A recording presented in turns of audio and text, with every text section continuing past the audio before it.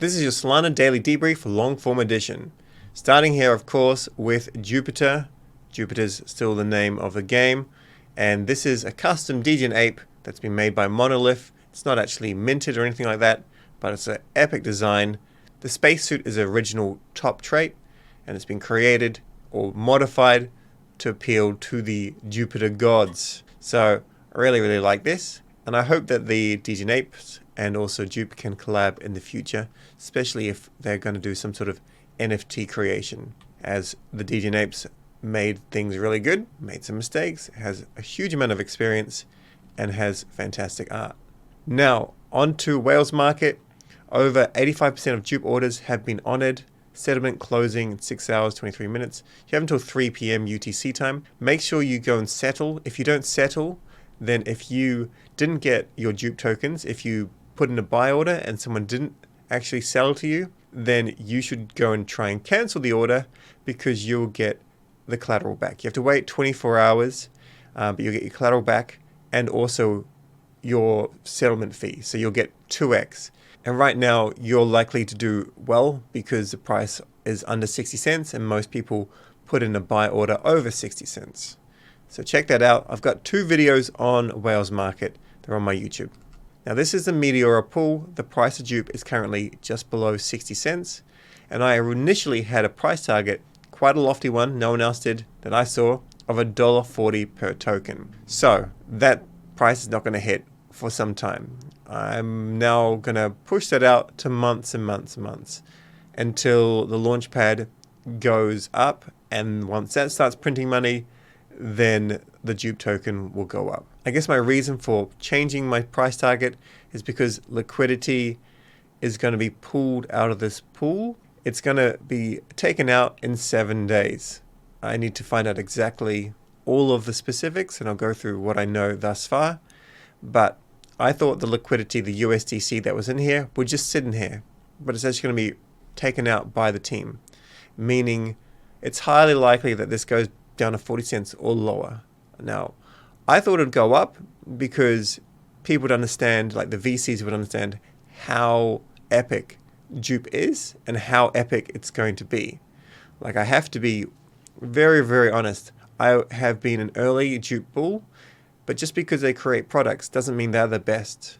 So limit orders often don't work. You're better off using Phoenix. The perps DEX is not as good as Drift. You're better off using Drift. The swap is the best out of anything in terms of aggregation, just non-stop. DCA works really well, unless it's like a high kind of botted launch. But other than that, DCA works fantastic. But all these products, they can be improved. So you just have to keep in mind that a lot of the hype where I was anticipating that they'll do really well was through the launchpad. The launchpad, just getting new projects in, maybe you have to stake your Jup, hold your Jup, and you get, I wouldn't like to say you get an allocation of the token. I would prefer it if you got like a lottery ticket to then go enter. And the more Jup you had, the more lottery tickets. So that there was some sort of risk. You still had to interact with the platform. You still had to put in USDC. I personally didn't like the idea, and I'm not sure if it's going to be like this, but if you just got the token just airdrop to you. I know some people would prefer that because it's way easier, less work for them, but I think you need to interact and stay present with projects in order to actually get them. Maybe you get a small airdrop, and then you get raffle tickets, and then you can go and put in USDC to get Launchpad. So even a few years ago, I suggested on multiple occasions Launchpad to Jup, and that's where I thought money would be brought in, because it would be a trusted place to launch a token. Some tokens and projects would rug. It's a nature. You have to think of it like a startup. I don't know what they say, but like 1 in 20, whatever, startups actually fail, even in the traditional world. Same thing would happen here. Right now, I'm not selling my Jup. Maybe I need to sell a small amount to cover a few months' rent until content starts to produce some money. But basically, I do like Jup, and the upside is extraordinarily high. But I just have to be completely honest with whoever's watching these videos.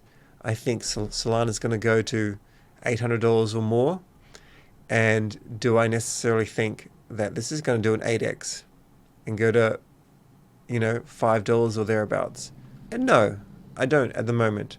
It has the potential to, of course, but we'll have to wait and see. So I still have some crazy limit orders, sell orders at like $1.40, 90 cents, $1.10, $1.20, and $2 and $3 and $4. But I don't think they're going to hit at this stage. One thing you could do if you're bullish on Jup, but you don't want to sell, but at the same time you've got quite a bit of Jup and you think the price may go down, then you can go into a hedge. So you can go put it into drift.trade and then just put a short position on, and then it will stay the same value. If the short pays out, so as in the price goes down to say 40 cents, you may want to close it at a profit, and then you didn't sell your Jup, but you did short the token, and you still have your Jup, and you then also have, the value from actually closing your short position at 40 cents. I've done a video on this. If it's too complicated, go and watch that video. Now here is Lord Ashdrake, and this is one of the guys that's put out a bit of FUD, and there's another guy as well. Now, I don't know this guy terribly well. I know way back when I did the support for Phantom, he was in the Discord, but I never got to know him. He's like a Discord friend for like DMs, but I haven't actually spoken to him in years.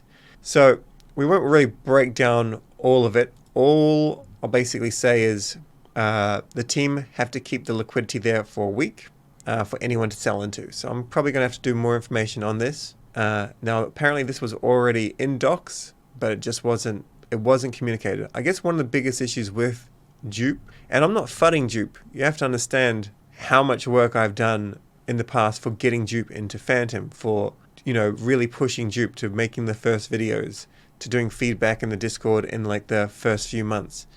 All these sort of things. You won't see a lot of posts from me in Discord because I'm busy doing all these other things. I've done things like this for ages. And I love Jup. I really love Jup. But it's important to know, people are here to make money. We need to know if a price of a token is going to go lower and go from there. So, as I was saying, probably one of the biggest things is I haven't gone through all of this guy's tweets, and I guess I need to work this out maybe overnight for tomorrow. We'll see how we go. But one important thing is there are so many live streams and so many long form videos that sometimes we just need a good TLDR. And if I watched everything and read everything, like, it would have taken 20 hours. And I just didn't have that kind of time. And no one else seemed to have done it either. So the fact that this was obvious and it got missed was quite surprising. So here it is here. Ashdrake's no longer in the Discord, either been booted or banned or left. Wait a second, people bought 200 million worth of Jup tokens with USDC, but if you plan on removing that liquidity from the pool, that sounds a lot like fundraising or some sort of ICO, rather than the common understood knowledge of that liquidity stays in the pool because we bootstrapped it. Else it does look a lot like a fundraising ICO scheme without actually saying anywhere that this was a fundraising ICO scheme. And then it was an open market sale. It's not an ICO at all, it's an open market pool. And then here, Meow said on the Twitch stream in his cat rant about people complaining about the DLMM price that it was indeed a sale and he doesn't give an F, don't buy, LOL. Now, it would be unfair of me to just cover some of these tweets here which aren't properly researched, annoyingly, and not get Meow's take. So here's Meow's take. So, we're discussing very important topics in Discord currently, including the LFG launchpad mechanics. These have all been communicated before over multiple announcement tweets, live streams and post-analysis, but it's good to debate them further. Here we are. Team have to keep it there for a week for anyone to sell it. Let's have a look here. No VCs, no private sales. Team absorbs all price tanks below max price for a stabilizing period. Nothing really important there. 7 days. We have the right to remove the launch pool tokens. Originally it was 3, but I'm making it 7. Prob for all future LFG projects. Let's have a look at this one here. I'm clearly going to need to do more research. Moon Overlord, saw your tweet. We can debate the size of the pool. I think it is very reasonable compared to the airdrop, but I think this mechanism is very healthy. One for teams, users, and the ecosystem. Of course, we could have easily have done a VC or OTC sale, but I believe this to be a better approach. We'll move on to this tweet here. So let's have a look at this tweet first. Team absorbs all price tanks. You mean you drive price up on ICO to then dump from private wallets to then buy tokens cheaper at lower level to where your team owns all tokens and can fake the demand. The FUD is blatantly false. 1. Launch pool is there for 7 days to absorb any selling pressure from airdrops or buyer's remorse, which I believe to be sufficiently long. Conversely, new buyers have confidence that there is a buffer for selling pressure as well. Think about it this way. Airdrop recipients get the first dip for 7 days, and I cannot think of a more community-friendly approach. 2. We document 100% of Jup in and out flows in an extremely elaborate documentation. These 2 links here. We did not drive price up. In fact, we were extremely careful not to launch on peak hype, December, early Jan, to give people enough time to understand Jup, do token accountability properly, and build the launch product we like. I'm pretty proud we did things this way, even if it might take a while for people to understand and for the full implications to be understood. So that's clear-ish, but not really clear. I haven't seen anywhere in the docs before, like ahead of time, that say it was going to sit there for 7 days.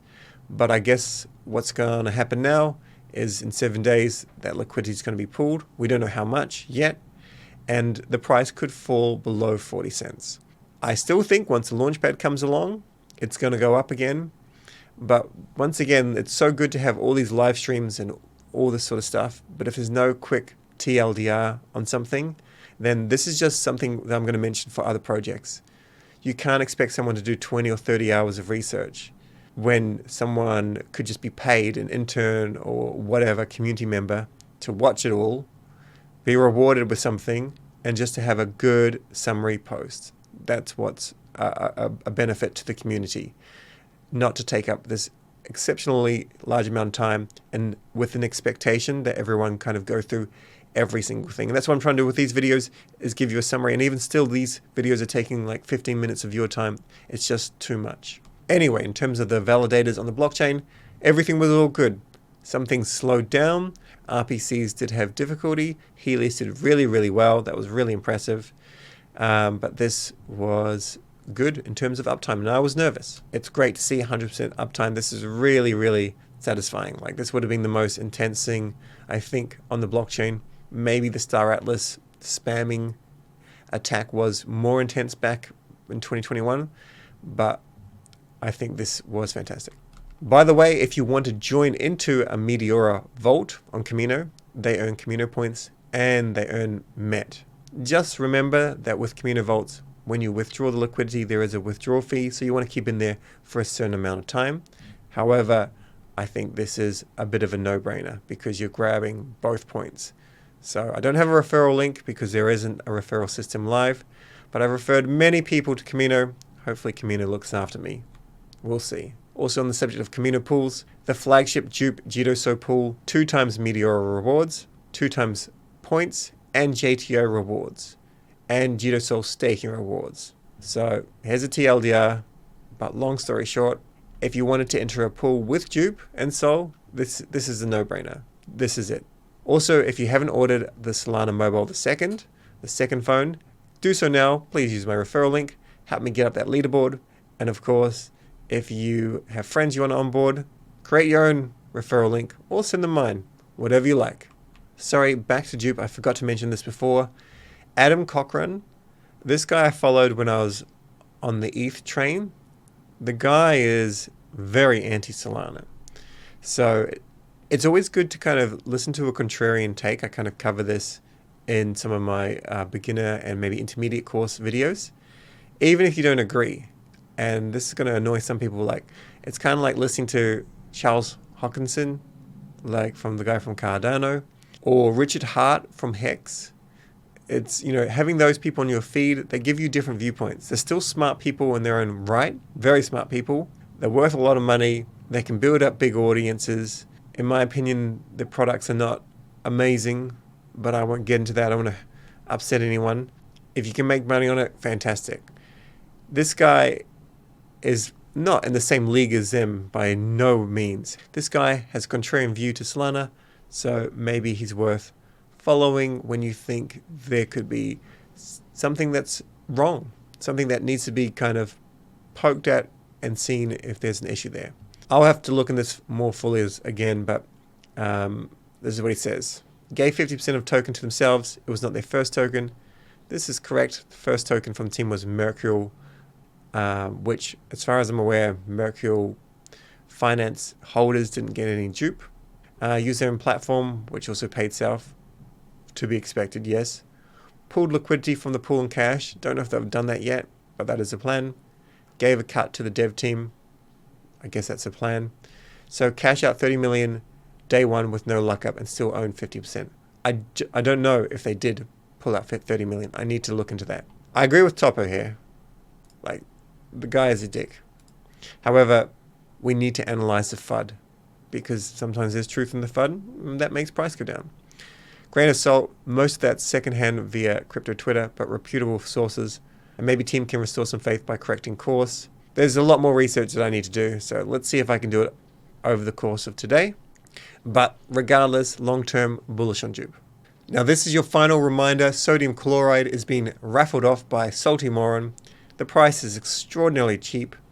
And although if you click on the link below, it will show you that it's 0.69. He has said that he's going to refund the ticket price or half the ticket price. So I'm going to go and try and get some tickets here. I mean, very few have been sold. This is an amazing ape. This ape is so cool. I mean, I'm going to get some tickets. I would like to win it. This here, I would change my PFP, and my brand is kind of all set up around my particular DGN ape, but I would change it for this one because it just has such an amazing backstory. Just to give you a little bit of a summary, basically with this ape, this was created by a guy, Austin Verts, who's blocked me on Twitter. I can't show you his profile. And early on, he was kind of like a bit of an ambassador for DGN apes before they launched. Back in 2021, they didn't have that sort of ambassador system. But what they basically had was, some key people in the Solana ecosystem that were going to get custom apes for their support of the project. Now, the DGN apes were the first major NFT collection on Solana. First 10K, there was only a couple before them. SMB was one, and that wasn't 10K. And it was done in a trustless manner. It was very, very different. It was a big piece of history. Austin was supposed to get an ape, but he turned on DGN Ape Academy out of nowhere. And the reason why he wanted it was because people started selling their custom apes for like $200,000, which I thought was a bit silly. Given something, it's an honorary ape, you just keep it. But nevertheless, that's what he wanted to do. And so Monolith said, well, we're not going to give you your ape now. Like, you turned on us and whatnot. And he's like, well, I was going to donate the money for charity. So this was created, and then it was auctioned off, and then the money was just donated. So it was a win-win. And you can see here that it has Moron Salt. Now, this is a famous brand of salt. Obviously, it's not called Moron Salt. Now, this is the actual product here, Morton Salt. So because he was so salty, Monolith created Morton Salt. And this is something that's in the US, so a lot of people outside the US don't know what it is. And it was changed to Moron Salt, and this is the ape here. So I love it. I hope I win it, but at the same time, I hope it goes to a good home, and I hope that there are more people buying this ape. And a quick reminder here, the Barrows adoption day is almost here. It comes tomorrow, so if you want to be a part of the Barrows, you need to go and purchase yourself one of the whitelist spots from Tensor. The link isn't there. The link is here. I believe the floor price is probably like 37 Sol, 35 Sol. So then you have to pay a minting cost of 3.69, and this is a 420 PFP collection. That's all for today. Stay curious, and we'll catch you tomorrow.